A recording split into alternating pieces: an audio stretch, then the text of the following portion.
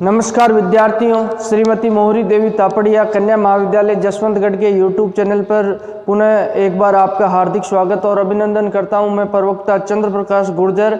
आज की क्लास हमारी BA प्रथम वर्ष के छात्रों हेतु इतिहास विषय की। इतिहास विषय के दौरान जो निरंतर हम सैंधव धर्म के बारे में पढ़ रहे, सैंधव धर्म के तहत हमने जो परम पुरुष की जो आदि शिव की पूजा के बारे में पढ़ा, किस तरीके से सिंधु घाटी सभ्यता में सैंधव धर्म में एक परम पुरुष जिसे आदि शिव कहा जाता है, आदि शिव की मूर्ति जो हमें आदि शिव की चित्र मिले हैं, जो कई मुद्राओं पे मिले हैं। उसके पश्चात अगर उसके अलावा बात की जाए तो सिंधु घाटी सभ्यता में परम नारी की मातृ देवी और प्रकृति देवी की पूजा जो प्रचलित थी, जिसके बारे में हमें सिंधु घाटी सभ्यता से उत्खनन में कई अवशेष और साक्ष्य प्राप्त होते हैं। उन अवशेष और साक्ष्य में किस तरह की जो अपने को मूर्तियां प्राप्त होती है और उनके आधार पर किस तरह के विद्वानों के द्वारा जो अनुमान लगाए जाते हैं उसके बारे में हम आज पढ़ेंगे। यानी कि धर्म में जो मातृ देवी की जो शक्ति के रूप में जो प्रकृति देवी की किस तरीके से जो पूजा अर्चना की जाती थी सिंधु घाटी सभ्यता के लोगों के द्वारा, और संभवतः ये उन्हीं की देन होगी जो मातृ देवी की पूजा आज भी हमारे समय में की जाती है, जो शक्ति की उपासना की जाती है, शक्तिपीठ होती है। जैसे आप देखते हो कहीं, चाहे दुर्गा को ले लो, चाहे काली माता को ले लो, आप जीण माता को ले लो, ये जो शक्ति की पूजा होती है जो प्रचलित है, इसके पीछे मूल रूप से देखा जाए तो सिंधु वासियों की ये देन मानी जाएगी। क्योंकि आर्य लोग ऐसी पूजा पद्धति उनमें कम देखने को मिलती है, ये जो अनार्य लोगों में ही ज़्यादा देखने को मिलती है।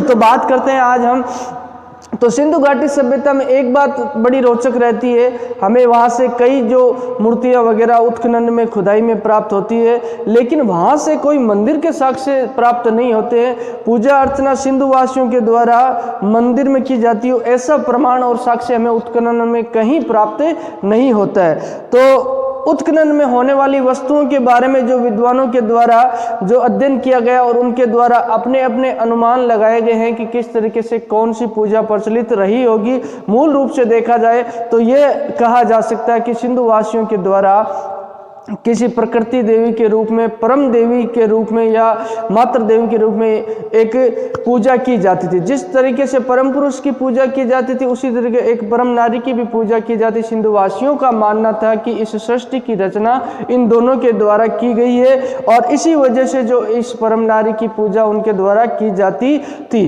अब बात करते हैं वहाँ से प्राप्त होने वाली चीज़ों और उसके आधार पर जो इतिहासकारों के द्वारा जो अनुमान लगाया जाता है उसे कहते हैं, कैसे कैसे अनुमान उनके द्वारा लगाए जाते हैं। जो वहाँ से उत्खनन में जो अपने को प्राप्त होती है, जो मूर्तियाँ प्राप्त होती है, जो साक्ष्य, चाहे मोहनजोदड़ो की खुदाई को ले लो, चाहे हड़प्पा की खुदाई को ले लो, चाहे चहुंदड़ो, लोथल, जितने भी सिंधु घाटी सभ्यता से संबंधित स्थल है उन स्थलों की खुदाई होती है। उन स्थलों में जो अपने को मिट्टी की मूर्तियां मिलती है, कई जगह पत्थर की मूर्तियां मिलती है, कई जगह सील पे बने हुए चित्र, मुद्राओं पे बने हुए चित्र मिलते हैं, कई जगह बर्तनों पे बने हुए चित्र मिलते हैं। तो उनके आधार पे जो उत्खनन में प्राप्त वस्तुओं के आधार पे जो इतिहासकारों और विद्वानों के द्वारा भिन्न भिन्न अनुमान लगाएंगे, उनमें जो कई विद्वानों के द्वारा अनुमान लगाया जाता है कि संभवतः ये प्रकृति की कोई देवी थी या मातृ देवी थी जिसकी पूजा सिंधु वासियों के द्वारा की जाती थी। उसके अलावा बात की जाए तो कई विद्वानों का मानना है कि ये पृथ्वी माता का प्रतीक थी, पृथ्वी माता के प्रतीक के रूप में इसकी पूजा की जाती होगी, जो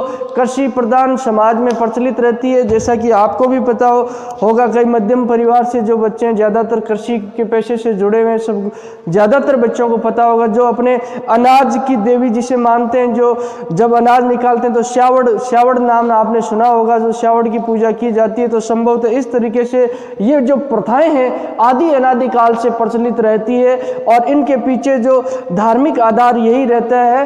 तो ऐसा संभवतः उस वक्त लोगों के द्वारा किया जाता होगा।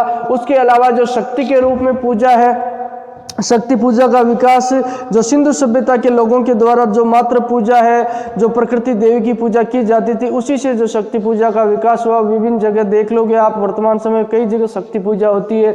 जीण माता का मंदिर है, चाहे दुर्गा का मंदिर है, चाहे काली का मंदिर है। ये शक्ति पूजा की जो बात की जाए तो इसका विकास, हमें इसकी जड़ों को देखोगे आप तो इसे हमें सैंधव धर्म में इसकी जड़ें मिलती और यहीं से यहाँ के लोगों के द्वारा इस शक्ति पूजा का जो विकास किया किया जाता है और वह पहले से वहाँ पे प्रचलित थी। उसके अलावा अब बात करते हैं अपने को जो वहाँ से खुदाई में प्राप्त होने वाली वस्तुएं, जो मूर्तियों के बारे में, जो पत्थर की, मिट्टी की सभी चीज़ों की बनी हुई है। कई धातु की मूर्तियां भी अपने को मिलती है, जो कांस्य की नर्तकी मूर्ति, डांसिंग गर्ल अपने को हड़प्पा से मिलती है, तो उनके बारे में हम जिक्र करते हैं। तो इन मूर्तियों की अधिकतर विशेषता क्या रहती है?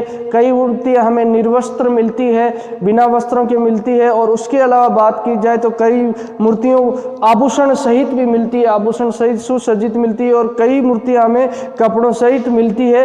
तो ये इस तरह की मूर्तियां अपने को प्राप्त होती है, निर्वस्त्र अवस्था में प्राप्त होती है, वस्त्र पहने हुए और आभूषणों सहित मूर्तियां प्राप्त होती है। उन मूर्तियों की बात की जाए तो उनमें एक मूर्ति ऐसी प्राप्त होती है तो जिसमें एक महिला के द्वारा अपने शिशु को स्तनपान करवाया जाता है, अपने बच्चे को दूध पिलाती हुई महिला की मूर्ति अपने को प्राप्त होती है। जैसा कि विद्वानों के द्वारा अनुमान लगाया गया कि ये किसी जननी के प्रतीक के रूप में मूर्ति होगी और जननी के प्रतीक के रूप में इसकी पूजा की जाती होगी, तो ऐसी मूर्ति प्राप्त होती है। इसके अलावा एक मूर्ति अपने को ऐसी प्राप्त होती है, एक महिला होती है, महिला के गर्भ से वृक्ष निकलता हुआ दिखाया जाता है। एक महिला के पेट से जो पेड़ निकलता हुआ दिखाया जाता है, संभवतः ये प्रकृति की देवी यानी पृथ्वी की जननी होगी, इस रूप में इसकी पूजा की जाती होगी, ये विद्वानों के द्वारा अनुमान लगाया जाता है। संभवतः ये वनस्पति देवी होगी,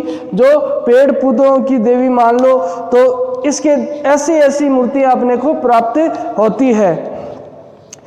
और उसके अलावा जो सिंधु वासियों के द्वारा जो मातृ देवी यानी जो परम नारी है, उसको संपूर्ण लोक की पोषिका यानी उसका जीवन यापन करने वाली माना जाता। जिस तरीके विश्व रूप जो आदि शिव को माना गया था, तो उसी तरीके से प्रजापति आदि शिव का जो रूप हमें प्राप्त होता है, विश्व रूप की जो परिकल्पना है उसके द्वारा की जाती है, उसी तरह ये परिकल्पना की जाती है कि दो परम पुरुष और परम नारी के द्वारा ही सृष्टि की रचना की जाती है। जैसे हमारे साहित्यों में ये कथा जो मनु की कथा प्रचलित है, मनु के द्वारा जो सृष्टि का, मनु और उसकी पत्नी श्रद्धा के द्वारा इस सृष्टि का निर्माण किया, ऐसी संभवतः यही अनुमान इतिहासकारों के द्वारा लगाया गया है, अपने अपने आधार पे और अपने अपने तर्कों के द्वारा लगाया गया। अब कई मूर्तियां अपने को ऐसी मिलती है, जो कई मूर्तियों है उनके दोनों तरफ प्याले दिखाई देते हैं और उनके सामने दीपक वगैरह, दोनों तरफ दीपक मिलते हैं, और वहां से धूम्र के निशान यानी धुएं के निशान भी अपने को प्राप्त होते हैं। तो ऐसा अनुमान लगाया जाता है कि इस मातृ देवी की पूजा सिंधु वासियों के द्वारा की जाती होगी। ये स्वाभाविक सी बात है, जब आप अपने मंदिर में देखोगे जहाँ पूजा स्थल है, वहाँ पे जो दीपक जलाते हो तो दीपक जलाने से दीपक का निशान बन जाता है, तो ऐसे निशान बनी हुई मूर्तियाँ अपने को प्राप्त होती है, ये पूजा उनके द्वारा की जाती थी। संभवतः ये मातृ देवी की पूजा है, ये सिंधु घाटी सभ्यता के लोगों की ही देन मानी जाती है। तो इस तरीके से परम नारी की पूजा देखने को अपने को मिलती है, और वहाँ से प्राप्त हुए उत्खनन में प्राप्त साक्ष्यों के आधार पर जो भिन्न भिन्न अनुमान विद्वानों के द्वारा लगाए जाते हैं। इसी परम नारी को मातृ देवी कह सकते हो आप, इसी को आप प्रकृति की देवी कह सकते हो। अब एक इनकी पूजा के अलावा जो सिंधु घाटी सभ्यता में बात की जाए तो सिंधु घाटी सभ्यता में प्रजनन शक्ति की पूजा के साक्ष्य भी अपने को प्राप्त होते हैं। जो वर्तमान समय में भी प्रजनन शक्ति की पूजा की जाती है, तो प्रजनन शक्ति के रूप में बात किया जाए तो लिंग और योनि की पूजा करने के प्रमाण अपने को सिंधु घाटी सभ्यता में प्राप्त होते हैं, और वर्तमान समय में भी ये पूजाएं प्रचलित रहती है। चाहे शिवलिंग की आप पूजा करो, चाहे कामाख्या मंदिर है जो आसाम में माता, तो इस तरीके से लिंग और योनि की पूजाएं जो प्रचलित रहती है। उसके अलावा जो ये उत्खनन में अपने को कई साक्ष्य प्राप्त होते हैं, जिससे ये विद्वानों के द्वारा अनुमान लगाया जाता है। उत्खनन में कई जो पत्थर के बने हुए अपने को लिंग प्राप्त होते हैं।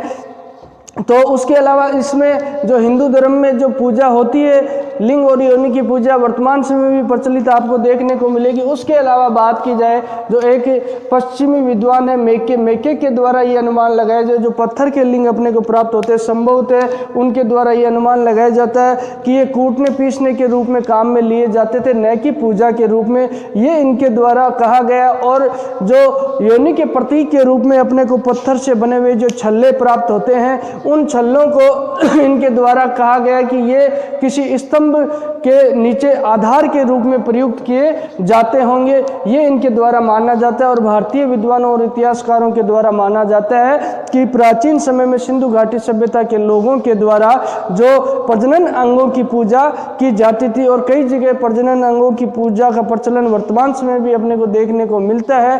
तो इसके साक्ष्य भी अपने को सिंधु घाटी सभ्यता से प्राप्त होते हैं, प्रजनन अंगों की पूजा के साक्ष्य भी।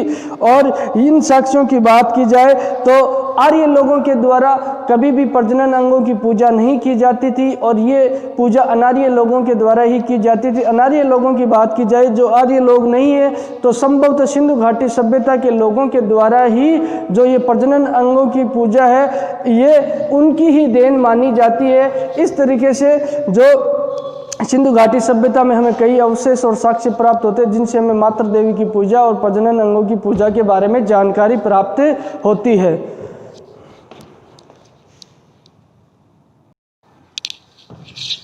तो विद्यार्थियों, हम सैंधव धर्म को पढ़े। सैंधव धर्म के तहत हमने जो सिंधु घाटी सभ्यता का विस्तार और इसके निर्माताओं, इसके काल के बारे में पहले ही पढ़ा था, ये आपको विदित है। उसके अलावा जो सैंधव धर्म के बारे में, जो सिंधु घाटी सभ्यता का धर्म है, इसके बारे में अपने को क्या क्या जानकारी प्राप्त होती है, और ये जानकारी उत्खनन में प्राप्त यानी कि खुदाई में प्राप्त जो अवशेष और साक्ष्य उन्हीं के आधार पर है, न कि किसी तरह की जो वहाँ की लिपि है आज तक वो भी नहीं पढ़ी गई है, वह भी अपठित है। उसके आधार पर हमें जो मूर्ति मिलती है, कई जो मुद्राओं पे चित्र मिलते हैं, उन पे अनुमान लगाया गया विद्वानों के द्वारा। और कल हमने जो विश्व रूप प्रजापति के रूप, जो प्रजापति विश्व रूप है उसके बारे में, यानी कि आदि शिव जो प्रोटो शिव है उसके बारे में पढ़ा था। आज हमने परम नारी है, जो परम नारी के बारे में पढ़ा।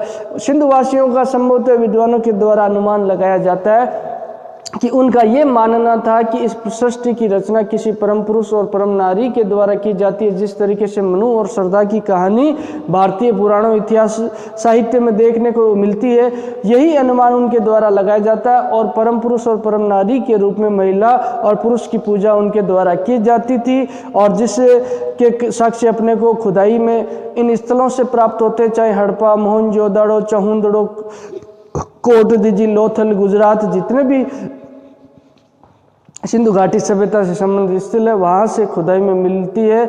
और उन मूर्तियों के आधार पर विद्वानों के द्वारा अलग अलग अनुमान लगाए जाते हैं। संभवतः जिस दिन ये सिंधु घाटी सभ्यता की लिपि पढ़ ली जाएगी तो इस रहस्य से भी पर्दा उठेगा, और कई जो चीज़ें जानने को अपने को मिलेगी, और हो सकता है विस्तृत रूप से धर्म के बारे में और जो जानने के लिए हमें प्राप्त होगा। उसके अलावा बात की जाए तो सिंधु वासियों के द्वारा जो प्रजनन अंग है, इनकी भी पूजा प्रचलित थी, जो वर्तमान समय में भी होती है। इसके साक्ष्य भी हमें जो सिंधु घाटी सभ्यता के स्थलों से खुदाई में प्राप्त होते हैं। ये धार्मिक स्थिति सिंधु घाटी सभ्यता में देखने को अपने को प्राप्त होती है। बोलिए, यहाँ तक आपको कोई चीज़ समझ में नहीं आई है, किसी तरह की समस्या हो, शंका हो, तो आप निसंकोच पूछ सकते हो।